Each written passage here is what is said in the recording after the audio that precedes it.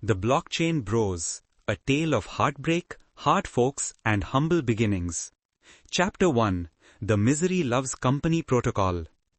Rohan Sharma sat alone in his hostel room at IIT Bombay, staring at his laptop screen with the kind of intensity usually reserved for solving P versus NP or watching his ex-girlfriend's Instagram stories. Currently, he was doing the latter. "She's in Goa with him," he muttered, zooming in on a beach photo with the forensic precision of a cryptocurrency auditor examining a suspicious transaction. "That's definitely the guy from her thermodynamics class. I knew there was something about the way she asked him for notes."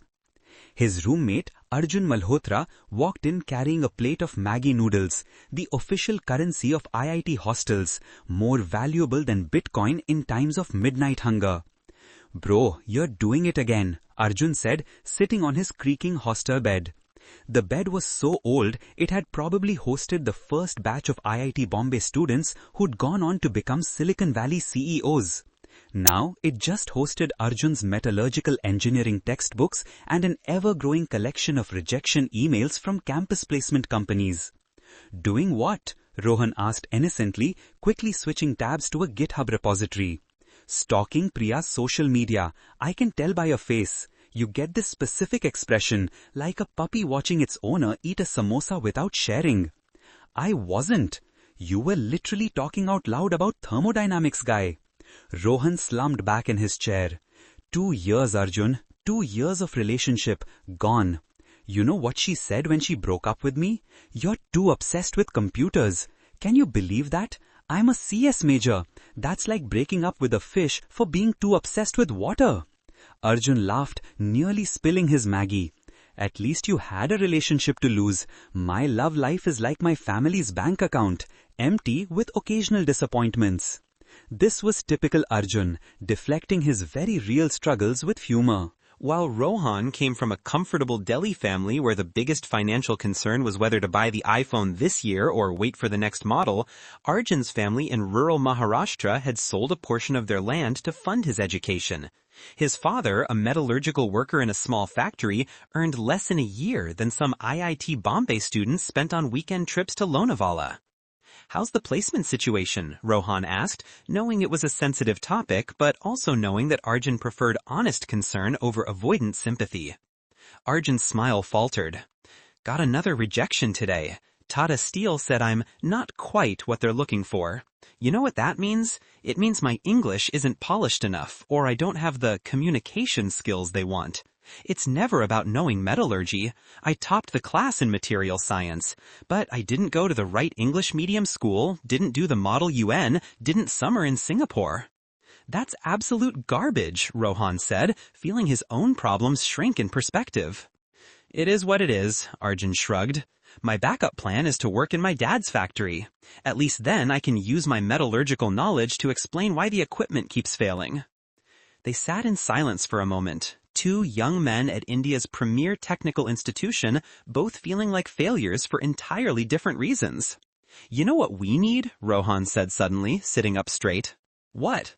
"To do something completely ridiculous, something so absurd that we either end up brilliant or homeless." Arjun raised an eyebrow. "I'm already one bad semester away from the homeless part. What are you thinking?" Rohan's fingers were already flying across his keyboard. "How much do you know about blockchain?" "It's that thing with Bitcoin, right? Where people buy JPEGs of monkeys for millions of dollars?" "No, well, yes, but that's NFTs, which is... Never mind. Look, I've been studying Ethereum's architecture. It's revolutionary, but it has massive problems. Gas fees are insane, transaction speeds are slow, and the energy consumption is through the roof." "Okay, computer boy, speak in human language." Rohan spun his chair around, and Arjun recognized the gleam in his eye, the same look he got when he was about to suggest something wonderfully stupid, like the time he'd proposed they hack the hostel Wi-Fi to get unlimited bandwidth. They'd succeeded, but felt too guilty and fixed it after a week. "What if," Rohan said slowly, "we built our own blockchain, one that solves Ethereum's problems?" Arjun nearly choked on his noodles. We? As in you and me? The guy currently crying over Instagram photos and the guy who got rejected by Tata Steel? Exactly! We have nothing to lose! I have my dignity to lose, and my family's life savings that are funding my education. Think about it, Rohan continued, undeterred. You understand material science and metallurgy. You could help design hardware solutions for mining optimization. I'll handle the software architecture. We could create something that's faster, cheaper, and more energy efficient than anything out there. Rohan, I appreciate the vote of confidence, but I know about actual metals, not whatever crypto people mean when they talk about mining. But that's perfect. Crypto mining has massive hardware challenges. Heat dissipation, energy efficiency, component durability. That's literally your field. While everyone else is thinking purely in software terms, we could optimize at the hardware level too. Arjun was quiet for a moment, and Rohan could see the gears turning. Despite the humor and deflection, Arjun was brilliant, one of the top students in his department, with an intuitive understanding of materials that left professors impressed. Let me get this straight, Arjun said finally. You want to start a cryptocurrency company from our hostel room. While I'm failing to get a regular job and you're stalking your ex-girlfriend? Yes? That's possibly the dumbest thing I've ever heard. I know. When do we start? Chapter 2, The White Paper, also White-Knuckled Terror. The next morning, Rohan skipped his database management systems class, and Arjun called in sick to his extractive metallurgy lab. They'd been up until 4 a.m., fueled by terrible hostel chai and the kind of manic energy that comes from either genius inspiration or complete delusion, the line between the two being remarkably thin at IIT Bombay. Okay, Rohan said, pulling up a blank document. Every cryptocurrency starts with a white paper.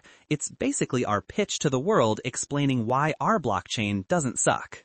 Great, and why doesn't our blockchain suck? Well, currently it's because it doesn't exist. Compelling argument. Rohan started typing.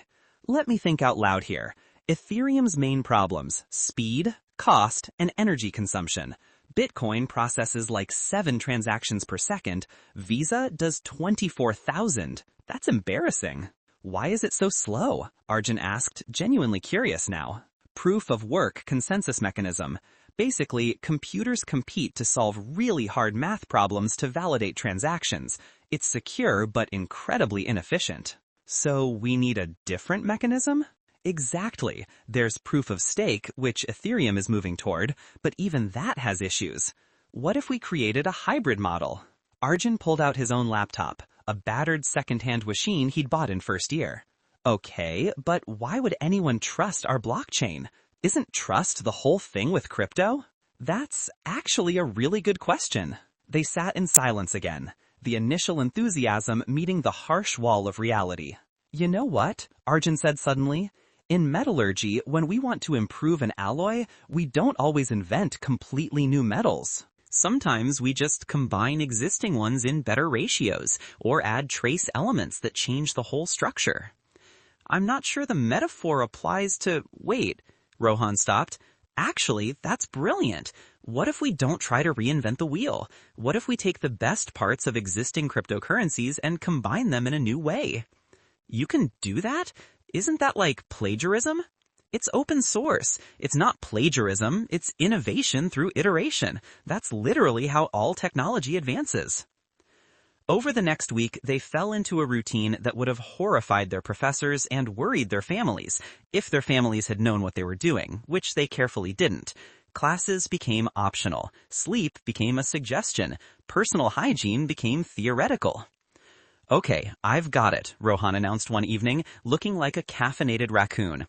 We use a modified proof-of-stake consensus, but with a unique validator selection algorithm based on both stake and historical reliability. We call it proof of trust. Sounds like a dating app feature, Arjun muttered, but he was reading through Rohan's code. Wait, this is actually clever.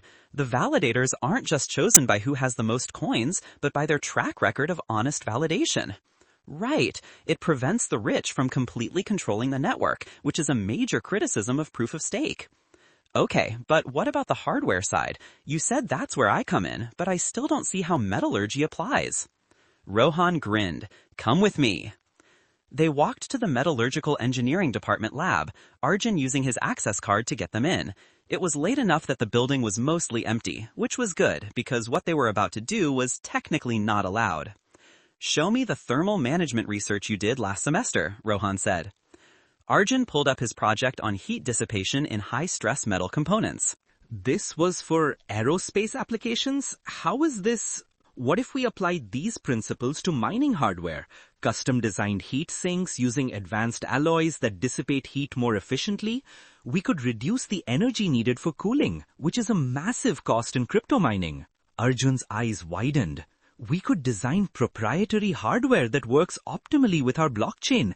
Everyone else treats hardware as an afterthought, but if we optimize both together, we'd have a real competitive advantage. Okay, I'm officially interested, Arjun admitted, but we have another problem, a big one. What? Money. We're broke. Well, I'm broke. You're merely poor by IIT standards. This was true. Starting a tech company typically required funding, and their current combined net worth was approximately 3,000 rupees, 2 laptops, and unlimited access to the hostel mess, which, depending on your perspective, was either an asset or a liability. We'll bootstrap, Rohan said, with more confidence than he felt. Start small, build the technology, then raise money. From whom? My dad? Your ex-girlfriend? From the same people who funded Ethereum, the crypto community. We'll do an ICO, initial coin offering. You're talking words again without explaining them. We'll create our own cryptocurrency tokens and sell them to fund development. People buy tokens hoping they'll increase in value, and we use that money to build the network. That sounds suspiciously like a scam. Only if we don't actually build anything. We are going to build a legitimate blockchain. Named? What? What are we calling this masterpiece? They looked at each other. They'd been so focused on the technical details they hadn't thought about branding. Something Indian, Arjun suggested, from IIT Bombay, proud and loud. Something that sounds legitimate but also approachable. Something that won't make my parents cry when they Google it. What about... Chakra? Rohan suggested. Like the energy centers? And like Chakra Vyuha, the strategic formation. It's all about interconnected circles, which is literally what blockchain is. Plus, it sounds cool in both English and Hindi. Chakra coin? Arjun tested the sound. Just Chakra. The token can be CHAKRA, but the blockchain itself is Chakra Network. They stared at Rohan's laptop screen where he typed the name. We're really doing this, Arjun said quietly. We're really doing this, Rohan confirmed. We're going to fail so hard. Probably, but imagine if we don't. Chapter 3, The Token Economy and Economic Terror. Writing code, it turned out, was the easy part. Building a cryptocurrency involved law, economics, marketing, and a dozen other skills that IIT Bombay had thoroughly not prepared them for. Okay, tokenomics, Rohan said, using a term he'd learned from a YouTube video approximately 15 minutes earlier. We need to decide total supply, distribution, and vesting schedules. You're doing it again. English, please. How many coins will exist, who gets them, and when can they sell them? All of them for us, immediately, Arjun suggested. That's called a rug pull, and it's super illegal and immoral. I was joking, mostly. They decided on a total supply of 1 billion Chakra tokens. 10% would be allocated to them as founders, vesting over 4 years so they couldn't cash out and run. 20% for the ICO to fund development, 30% for mining rewards to validators, 10% for the team they'd eventually hire, and 30% held in reserve for ecosystem development. This seems complicated for something that doesn't exist yet, Arjun observed. If we don't plan this properly from the start, we'll have problems later. Look at what happened to... If you say one more crypto name I don't recognize, I'm going back to applying for jobs. The white paper took another month. Rohan wrote the technical sections, explaining their modified proof-of-trust consensus mechanism, the sharding approach for scalability, and the cross-chain compatibility features. Arjun contributed a groundbreaking section on hardware optimization that was so detailed several crypto enthusiasts would later comment that they'd never seen a blockchain white paper discuss thermal conductivity coefficients. "We need someone to check our economics," Rohan said. "Make sure we haven't accidentally created hyperinflation or something." "My roommate Vikram is an economics minor," Arjun suggested, "but we'd have to tell him what we're doing." They'd been keeping their project secret, partly from fear of mockery, partly from fear of theft. But they needed help. Vikram turned out to be a godsend. He was a mathematics and computing major with a passion for game theory and mechanism design, basically the perfect skill set for cryptocurrency economics.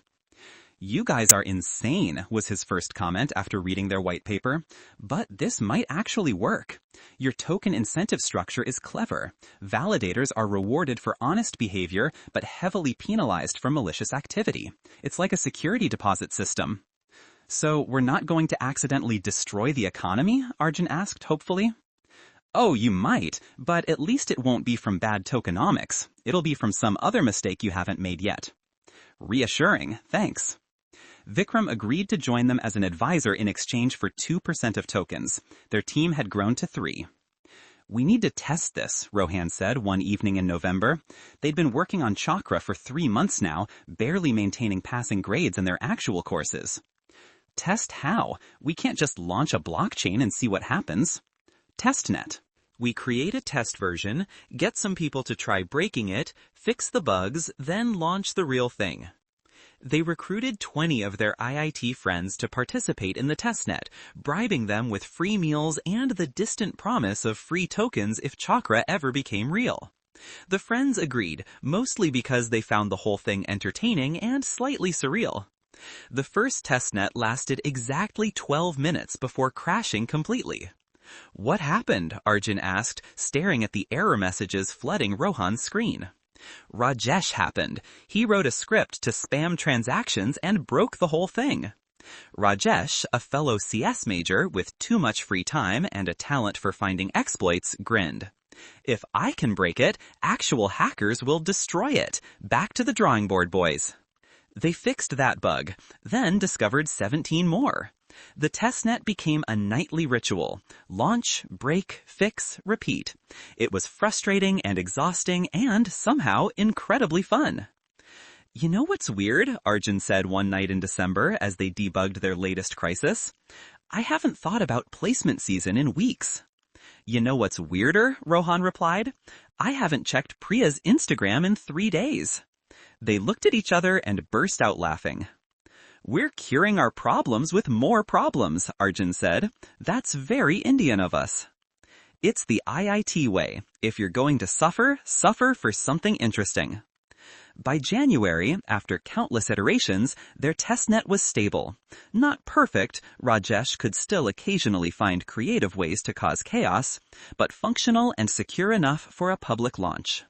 "Next step, the ICO," Rohan announced. "How do we do that exactly? Put up a lemonade stand but for cryptocurrency?" "Basically, yes. We create a website, explain our project, and let people send us Ethereum in exchange for Chakra tokens." "People will just give us money for tokens that don't do anything yet?" Welcome to cryptocurrency. It makes no sense, but also perfect sense. Building the ICO website required learning skills none of them had. Rohan tackled the back end while recruiting a design student, Priya, different Priya, thankfully less heartbreaking, to make it look professional. "Your color scheme is terrible," Priya the designer said bluntly. "You've made it look like a GeoCities page from 2003. "I think it has a retro charm," Rohan defended weakly. "It has the charm of a ransom note. Let me handle this." The website went live in February with a simple message: Chakra Network, the future of fast, fair, and efficient blockchain. Their funding goal was modest, $50,000 USD, to cover development costs, server expenses, and legal fees, because they discovered, to their horror, that cryptocurrency involves a lot of lawyers. "What if nobody buys any?" Arjun asked, staring at their funding counter stuck at 00. "Then we've learned a valuable lesson about hubris, and I'll go back to stalking my ex." 3 hours later, they had their first contribution, $100 from an anonymous wallet. "Someone bought tokens!" Rohan yelled, startling the entire hostel floor. "Who is it?" "No idea. That's the beauty of cryptocurrency, anonymous transactions." The anonymous buyer turned out to be Rohan's mother, who'd somehow heard about their project and wanted to be supportive. But this was information Rohan wouldn't discover until much later, and would find simultaneously touching and embarrassing. Over the next week, they promoted their ICO everywhere they could think of. Reddit's cryptocurrency forums, Twitter, Telegram groups, even a WeChat group for Chinese crypto enthusiasts that Vikram had access to through a friend. "We're at $5,000, Arjun reported, only $45,000 to go. "At this rate, we'll hit our goal by 2047. Then, something unexpected happened. A mid-sized crypto influencer with 50,000 Twitter followers stumbled across their white paper and was impressed by the technical depth, specifically Arjun's hardware optimization section. "This is the first blockchain white paper I've read that understands physical infrastructure," the influencer tweeted. "Two IIT students building something genuinely innovative. At Chakra Network might be worth watching." The tweet changed everything. Within 24 hours, they'd raised $30,000. Within 48 hours, they'd hit their $50,000 goal. Within 72 hours, they'd raised $200,000 and had to manually close the ICO because they were terrified of taking more money than they knew how to handle responsibly. "We have $200,000, Arjun said, staring at the Ethereum wallet in disbelief. "We have $200,000 of responsibility," Rohan corrected, "and about 1,000 people who now expect us to build what we promised. Oh God, yeah, we're definitely going to fail. Almost certainly. But maybe not. Maybe not." They celebrated that night with the hostel's finest cuisine, Maggi noodles, but with eggs added. Living large. Chapter 4. The Minimum Viable Product, Maximum Viable Panic. Having money, they discovered, created more problems than it solved. They now had to figure out legal incorporation, tax compliance, and whether they needed to register as a securities issuer. They really hoped not. The legal fees alone would bankrupt them. "We need a lawyer," Vikram said, after spending 3 hours reading Indian cryptocurrency regulations and developing a migraine. "We need a miracle," Arjun countered. "Indian crypto law is like Schrodinger's cat, simultaneously legal, illegal, and undefined until you observe it closely, at which point it might bite you."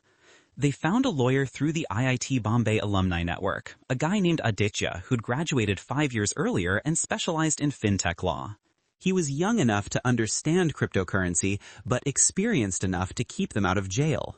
"First thing, you can't promise returns," Aditya told them in their first meeting at a Starbucks in Lower Parel, which felt absurdly fancy compared to their usual hostel environment.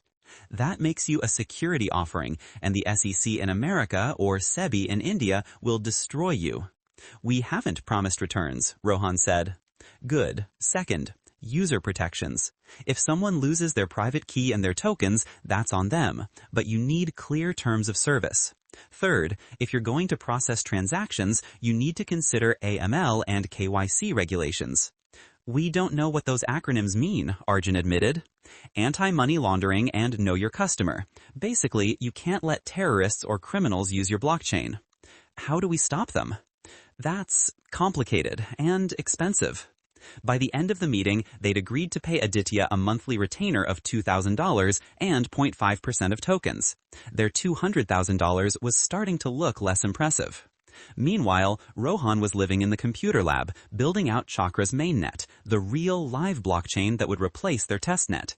He'd recruited 3 other CS students to help, paying them in a combination of tokens and actual money, which felt surreal.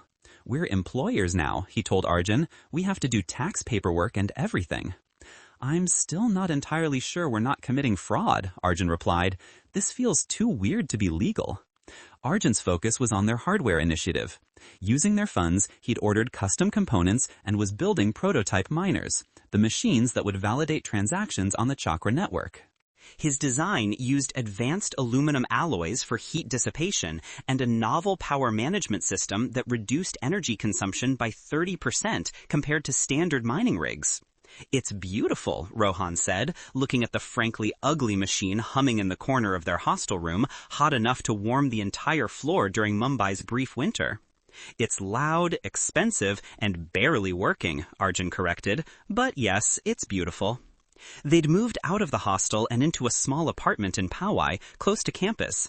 Not because they wanted to, hostel life had a chaotic charm, but because running cryptocurrency mining equipment in the hostel had triggered the fire alarm twice and attracted concerned questions from the hostel superintendent about electricity bills.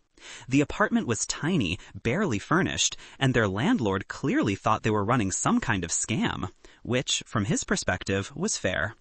March arrived with increasing pressure. Their token holders were getting antsy, asking on Telegram when mainnet would launch. Crypto Twitter was beginning to whisper that Chakra might be vaporware, a project that promised much but would deliver nothing. "We need to launch something," Vikram urged, "even if it's not perfect. In crypto, momentum is everything. Delay too long and people move on." "But if we launch something broken, we'll lose all credibility," Rohan argued. "You'll lose credibility faster by not launching at all." They decided on a compromise, a beta mainnet launch with limited functionality. Users could transfer tokens, stake them to become validators, and start earning rewards, but more complex features like smart contracts would come later. "We're going with move fast and break things," Arjun said. "Wasn't that Facebook's motto? Look how that turned out for them, wildly successful despite everyone hating them. I'll take it." Launch day was set for March 25th. They announced it with a Medium post that Priya the designer had made look professional and a tweet that somehow got 5,000 likes. The night before launch, none of them slept. They ran final tests, checked and rechecked the code, and mentally prepared for everything to explode spectacularly. "If this works, we're geniuses," Rohan said at 3 a.m., his fifth cup of chai getting cold beside his laptop. "If this fails, we're the laughingstock of IIT Bombay," Arjun added. "No pressure then." At exactly 12 p.m. IST on March 25th, Rohan clicked the button to deploy the mainnet. The Chakra Network went live. For 30 seconds, nothing happened. Then the first transaction came through, someone transferring 1,000 Chakra tokens from one wallet to another. The transaction completed in 3.2 seconds. "It worked," Rohan whispered. Then came another transaction, then 10 more, then 100. "It's working," Arjun shouted. Within an hour, they had 50 active validators and thousands of transactions. The network was processing about 500 transactions per second, nowhere near Visa's numbers, but light years ahead of Bitcoin and competitive with Ethereum. The crypto community noticed. CoinDesk, a major cryptocurrency news site, published an article. Chakra Network launches from IIT Bombay promises speed and efficiency. Their Telegram group exploded with activity. People were excited, confused, impressed, and skeptical in equal measure, which felt like the appropriate response to 2 college students launching a blockchain from their apartment in Mumbai. "We did it," Vikram said, grinning widely. "We actually did it." "We did phase 1, Rohan corrected. Now comes the hard part, making people actually want to use it. Chapter 5, The Growth Hack or Happy Accident. The first month after launch was chaos. The mainnet mostly worked, but mostly in cryptocurrency was like being mostly fireproof. The exceptions were exciting and terrifying. They had their first major crisis on day 12 when a validator went rogue and tried to validate fraudulent transactions. The network caught it, exactly as designed, but the incident triggered panic selling. Chakra's price, which had climbed to 50 cents, dropped to 15 cents in 6 hours. "We're doomed," Arjun said, watching the charts with the horror of someone watching their life's work circle the drain. "No, we're battle-tested," Rohan countered with more confidence than he felt. "The network handled an attack exactly as it should. We need to message this as a victory, not a failure." They published a detailed postmortem explaining how Chakra's proof of trust mechanism had prevented the attack, how the malicious validator had lost their staked tokens as penalty, and how the network had continued operating smoothly throughout. They were transparent about the technical details, assuming their audience was smart enough to understand. The crypto community loved it. Transparency in blockchain was rare. Most projects tried to hide problems or spin failures as features. Chakra's honest technical approach earned respect. The price recovered to 40 cents within a week. "We're like cockroaches," Arjun observed, "hard to kill." That's our new tagline, Chakra Network, hard to kill. Please never do marketing. Their big break came from an unexpected source, a developer named Sophia in Berlin who built a decentralized finance (DeFi) application on Chakra Network. DeFi was the hot trend in crypto, financial services like lending and trading, but without banks or intermediaries. Sophia's application, called ChakraSwap, the pun was intentional and painful, let users trade tokens instantly with minimal fees. Because Chakra's transaction speeds were fast and costs were low, the user experience was dramatically better than DeFi on Ethereum, where a single transaction could cost $50 in gas fees during peak times. "This is actually usable," one review said. "First time I've used DeFi without feeling robbed." ChakraSwap went viral in the DeFi community. Within a month, it had $10 million in total value locked, the metric of DeFi success. That brought attention to Chakra Network itself. Suddenly, they weren't just another blockchain project. They were the blockchain that made DeFi practical. More developers started building on Chakra. A gaming platform, an NFT marketplace, a decentralized social media experiment. Their ecosystem was growing organically, which was what they desperately needed. "We're becoming real," Vikram said, watching their daily active users chart trend steadily upward. With real usage came real problems. Their infrastructure was struggling. They designed Chakra to scale, but their actual servers were a hodgepodge of rented cloud instances held together with Hope and Arjun's increasingly creative thermal management solutions. "We need to expand the team," Rohan said. "We can't keep doing this with 5 people and stress-induced superpowers." They hired carefully.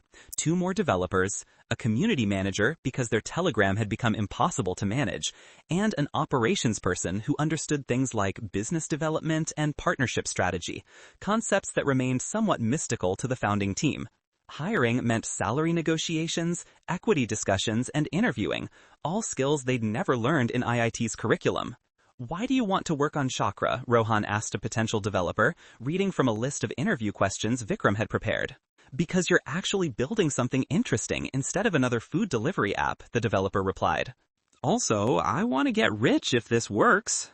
"You're hired." "That was too easy," Arjun muttered after the interview. "We're terrible at this." "We're learning," Rohan said. "That's what startups are, learning while on fire." By July, 6 months after launch, Chakra Network had grown beyond their wildest expectations. 50,000 daily active users, $100 million in total value locked in DeFi applications, 500 validator nodes spread across 40 countries, Chakra token price $2.30. Their personal net worth on paper, approximately $15 million each. "This is insane," Arjun said, looking at a CoinMarketCap listing that showed Chakra as the 45th largest cryptocurrency by market cap. "A year ago, I was getting rejected by Tata Steel. A year ago, I was stalking my ex on Instagram." "Are you still doing that?" "No, I genuinely don't have time anymore. Also, I think she's engaged now. Good for her." Character growth. They celebrated by upgrading their apartment to one with a dedicated office space and air conditioning that actually worked, living like kings by their previous standards. But success brought new pressures. They were getting attention from venture capital firms, major crypto exchanges, and even some suspicious individuals who their lawyer Aditya warned were probably scammers or worse.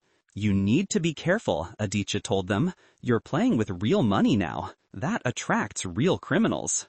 They implemented better security, hardware wallets for their tokens, 2-factor authentication on everything, and a strict policy of never discussing specific holdings in public. "We're like mini celebrities in the crypto world," Vikram observed. "People recognize our names on Twitter." It was surreal. They'd gone from anonymous students to semi-public figures. Rohan was invited to speak at a blockchain conference in Singapore. Arjun was asked to write an article about hardware optimization for a technical journal. Should I do it? Arjun asked, staring at the invitation email. Why wouldn't you? Because a year ago, I couldn't get a job interview. Now I'm being asked to teach others? Imposter syndrome is real, bro. You're not an imposter. You literally built innovative mining hardware and co-founded a successful blockchain. That makes you an expert. Or a fraud who's gotten lucky. Why not both? Rohan grinned. We're Indian. We can contain multitudes. The conference in Singapore was Arjun's first international trip. He presented their hardware optimization approach to an audience of 200 people, was terrified for the entire 20 minutes, and received a standing ovation. I think I'm going to throw up, he told Rohan afterward. That's just success. You'll get used to it. Will I, though? Chapter 6. The competition heats up, unlike our optimized hardware. October brought unwelcome news. Ethereum was accelerating its upgrade to Ethereum 2.0, which promised to solve many of the problems that had made Chakra attractive. Faster transactions, lower costs, better energy efficiency, all of Chakra's competitive advantages were potentially about to disappear. Are we screwed? Arjun asked bluntly at their team meeting. Possibly, Rohan admitted, but Ethereum is a giant ship trying to turn. It'll take years to fully transition. We're a speedboat, we can adapt faster. Speedboat or lifeboat, someone muttered. They needed to differentiate themselves beyond just being faster than Ethereum. Every blockchain was claiming to be faster than Ethereum. That was becoming table stakes. What's our actual unique value? Vikram asked, the question hanging heavy in their office. Priya, the designer, who joined full-time as their creative director, spoke up. You're the Indian blockchain. That's not a technical advantage, Rohan protested. No, but it's a cultural one. The entire crypto space is dominated by American and European projects or Chinese ones that the government shut down. You're building from IIT Bombay. Half of your validators are in India, Southeast Asia, and Africa. Your user base is global but skews toward markets that Ethereum largely ignores. She was right. Without specifically intending to, Chakra had become popular in developing markets where Ethereum's high costs were prohibitive. A transaction that cost $20 on Ethereum cost 0.02 on Chakra, a rounding error in San Francisco, but a significant difference in Mumbai, Lagos, or Jakarta. We're the blockchain for everyone else, Arjun said slowly. For people who can't afford to spend $50 on a transaction. For countries where the financial system is broken or corrupt. For developers who want to build but don't have Silicon Valley funding. That's our narrative, Vikram agreed. We're not competing with Ethereum for DeFi degens in America. We're building financial infrastructure for the 3 billion people who don't have it. It was idealistic and maybe naive, but it felt true. Rohan thought about Arjun's family in Maharashtra, how his father had to travel 3 hours to the nearest bank, about the small business owners he'd seen in Mumbai who operated entirely in cash because digital payments were too expensive or complicated, about remittances, millions of Indians sending money home to families, losing huge percentages to Western Union and MoneyGram. Okay, Rohan said, let's build for that. What do we need? They needed partnerships in developing markets. They needed to support local languages. They needed to educate people about cryptocurrency in ways that didn't assume technical knowledge or wealth. They launched Chakra Academy, a free educational platform teaching blockchain basics in Hindi, Bengali, Swahili, and Bahasa Indonesia. They partnered with mobile money providers in Kenya and the Philippines. They sponsored hackathons at universities in Tier 2 and Tier 3 Indian cities, places the tech world usually ignored. This is going to be expensive, their operations manager warned. Then we raise more money, Rohan said, which brought them to Series A funding, their first real venture capital round. They'd been operating on ICO funds for a year, but to truly scale, they needed millions more. VC meetings were a special kind of humbling. Despite Chakra's success, they still faced skepticism. You're students. When are you graduating? We dropped out. Shocked silence. That's very American of you, one VC said, clearly not meaning it as a compliment in Indian context, where dropping out of IIT was considered somewhere between foolish and insane. IIT teaches us how to learn, Arjun replied. We learned we could learn more building chakra than sitting in thermodynamics lectures. Another common question, what's your exit strategy? Exit to where? Rohan asked, genuinely confused. How will investors get returns? Acquisition? IPO? Why would we want to be acquired? We're building a decentralized network. The goal isn't to sell to Google. This answer polarized investors. Half thought they were hopelessly naive. The other half found their conviction refreshing in a world of founders who saw startups as lottery tickets. They eventually found their investors, a crypto-focused VC firm from Singapore and an impact investor focused on emerging markets. Together, the firms invested $20 million at a $200 million valuation. We're worth $200 million, Arjun said, staring at the term sheet. On paper, Vikram cautioned, until the exit or the market crashes, it's just a number. Still though, $200 million. Your dad could buy a lot of land with that. Arjun laughed, but there was emotion behind it. I sent money home last month, not from the VC round, from token sales. Enough to renovate the house and buy new equipment for the factory. My dad called me crying. Happy tears or my son is a criminal tears? Both, I think. He still doesn't understand what cryptocurrency is, but he understands that his son is successful. That's enough. The $20 million accelerated everything. They moved to a real office in Bandra Kurla complex, Mumbai's business district. They hired aggressively. The team grew to 50 people. They expanded internationally, opening a small office in Singapore to handle business development in Southeast Asia. Rohan found himself in the strange position of being a CEO, a job title that felt simultaneously too big and too vague. What did CEOs actually do?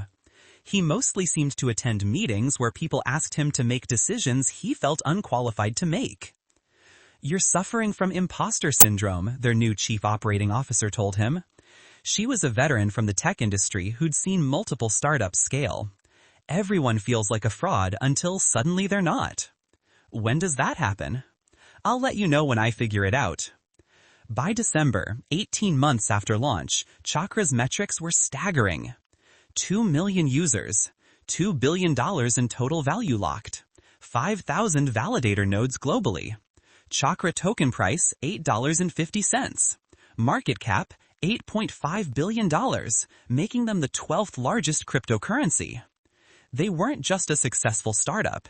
They were a serious player in the blockchain space, mentioned in the same conversations as Ethereum, Cardano, and Solana. We're going to India's Ethereum, Arjun said, reading a TechCrunch article with that exact headline. India's, Rohan protested. We're competing with Ethereum globally now. Let them underestimate us. More satisfying when we win. But winning meant surviving, and survival in cryptocurrency was never guaranteed. They'd seen dozens of projects rise and fall, collapse due to hacks, implosion from internal drama, or simply fade into irrelevance as newer, shinier projects emerged. We need to keep shipping, Rohan told the team. The moment we get complacent, we're dead. They'd recently launched Chakra 2.0, a major upgrade that added smart contract functionality, cross-chain bridges to other blockchains, and a novel solution for on-chain identity that didn't sacrifice privacy. The upgrade was technically impressive, but also risky. Any blockchain upgrade could introduce catastrophic bugs. They'd tested exhaustively on testnet, but real-world usage always found problems. The upgrade went live in January of their second year. For the first week, Rohan barely slept, monitoring every metric obsessively, waiting for the disaster that never came. It's working, he finally admitted. Did you doubt us? Arjun asked. Constantly, don't you? Every single day, but apparently we're good at this. Chapter 7, The Rival, also known as Success. The headline appeared on February 14th, Valentine's Day, somehow appropriate for the emotional roller coaster it triggered. Chakra Network surpasses Ethereum in daily transaction volume. Rohan saw it first at 6 a.m. because he still had the terrible habit of checking crypto news before fully waking up. He sat bolt upright in bed, certain he was misreading. But the numbers were real. For the previous 24 hours, Chakra had processed 2.1 million transactions, compared to Ethereum's 1.9 million. It was one day, potentially a fluke, but it was also historic. "We beat Ethereum," he texted to Arjun. "In what? Basketball?" "Transactions. We processed more than them." 3 dots appeared, disappeared, appeared again. Then, holy shit. The crypto world noticed. Chakra became the top trending topic on crypto Twitter. CoinDesk published a deep dive. Bloomberg ran a segment. Rohan's phone exploded with interview requests. The Ethereum community's response was mixed. Some developers congratulated them professionally. Others dismissed it as a temporary anomaly or pointed out that Chakra's transactions were simpler and thus not directly comparable. Don't punch down accused them of faking the numbers, a conspiracy theory that Aditya, their lawyer, advised them to ignore completely. "Don't punch down, don't punch up, just keep building," Aditya said. But the milestone was undeniable. Chakra had gone from student project to Ethereum rival in 2 years.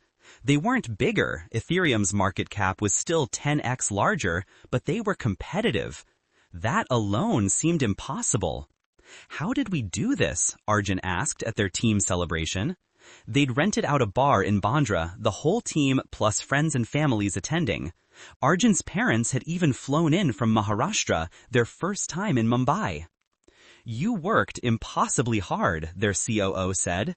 "You made smart technical decisions, you were in the right place at the right time, and you got lucky." That's it? Hard work and luck? That's every successful startup. Anyone who tells you otherwise is selling something. Arjun's father approached them, looking uncomfortable in the bar environment, but beaming with pride. Through Arjun's translation, his father spoke limited English. He said, "I don't understand your computer money, but I understand you built something from nothing. That's good metalwork."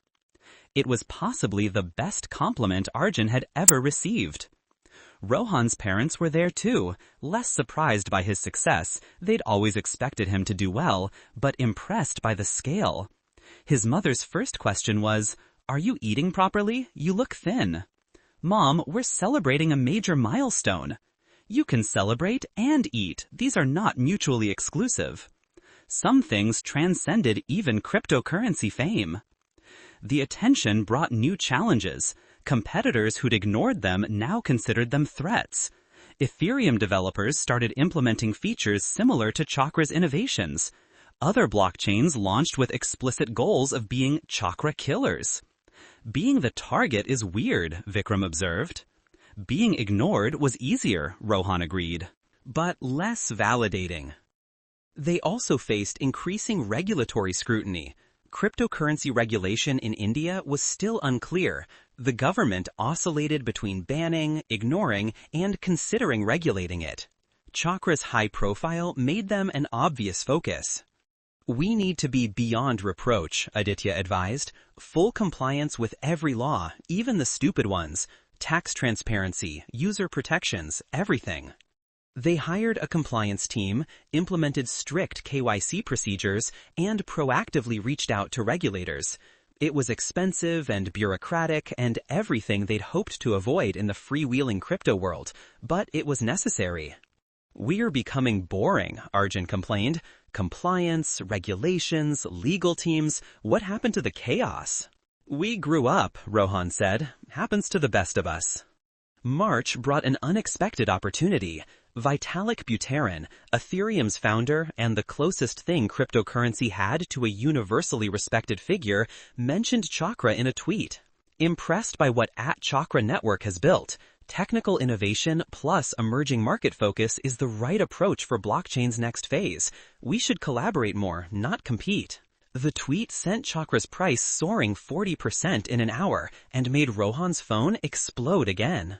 "Did Vitalik Buterin just validate our existence?" Arjun asked, staring at his laptop in disbelief. "He did, and he's right. Collaboration is smarter than competition." They reached out to the Ethereum Foundation and started technical discussions about interoperability, making it easy to move assets and data between Ethereum and Chakra. It was good for both networks and good for the blockchain ecosystem overall. This is wild, Vikram said. 2 years ago, you were stalking your ex. Now you're collaborating with Vitalik Buterin. Rohan laughed. By April, 2 years after launch, Chakra's statistics were mind-bending. 10 million users globally, $15 billion in total value locked, 15,000 validator nodes across 100-plus countries, Chakra token price $15.20, market cap $15.2 billion, 8th largest cryptocurrency, team size 200 people across offices in Mumbai, Singapore, Nairobi, and Sao Paulo. They'd expanded beyond being just a blockchain. They were building a financial ecosystem for the underserved. Remittance services, micro-lending platforms, merchant payment systems. Every tool was built on Chakra's underlying blockchain, but the average user didn't need to understand cryptocurrency to benefit. We're making blockchain boring, Priya the designer said. And that's good. The best technology disappears. A documentary filmmaker approached them about telling their story. Major media outlets ran profiles. IIT Bombay, which had been vaguely concerned about their dropout status, now proudly claimed them as alumni. We should start a scholarship, Arjun suggested, for students from non-traditional backgrounds, kids like me who almost didn't make it. They established the Chakra Foundation with $10 million in funding, offering full scholarships to 100 students annually at IITs and other engineering colleges. Priority went to students from rural areas and low-income families. Wealth is wasted on the wealthy, Arjun said at the foundation's launch. We got lucky. Time to make luck more equitable. The press loved that quote. Rohan found himself reflecting on the journey during a rare quiet moment in their Mumbai office, looking out at the city lights. 2 years ago, he'd been heartbroken, directionless, and convinced his best days were behind him at age 21. Now he was 23, running a multi-billion-dollar project and genuinely too busy to even remember his ex's name without effort. It was Priya, different from Priya the designer. He'd dated her for 2 years. Funny how important things became trivia. What are you thinking about? Arjun asked, joining him at the window with 2 cups of chai, still their ritual, despite now being able to afford much fancier beverages. How none of this makes sense. We shouldn't have succeeded. The odds were impossible. But we did anyway. Rohan agreed. So what's next? Next, we keep building. Blockchain for 1 billion people, financial inclusion, all the idealistic stuff we promised when we started. Think we can actually do it? No idea, but we couldn't do this either, and here we are. They clinked their chai cups together, 2 IIT students who'd accidentally built something that mattered, and prepared for whatever impossibility came next. Epilogue. 6 months later, Rohan was giving a talk at Web Summit in Lisbon when he saw her in the audience. Priya, his ex, the one who'd broken up with him for being too obsessed with computers. After his presentation, which went well, discussing Chakra's vision for financial inclusion, she approached him. Hey, she said, suddenly awkward, that was impressive. You've really done well. Thanks, he replied, genuinely not feeling anything beyond mild curiosity. How have you been? Good. Engineering job in Pune. I saw the articles about Chakra. It's incredible. We've been lucky. An awkward pause. I'm sorry, she said suddenly, for what I said when we broke up. You weren't too obsessed. You were passionate. I didn't understand. Rohan smiled. It's okay. Really. You breaking up with me was probably the best thing that happened. I needed the motivation. That's very mature of you. 2 years of running a startup ages you quickly. They talked for a few more minutes. Polite and distant. Not enemies, not friends. Just 2 people whose lives had diverged. She was happy in her career. He was happy in his. Neither particularly needed the other anymore. After she left, Arjun appeared from somewhere, grinning. Was that the ex? Yeah. How'd it feel? Nothing, honestly, which feels like the best possible outcome. Character growth, Arjun declared. Now come on, there's a crypto investor from Japan who wants to talk about expanding Chakra to Tokyo.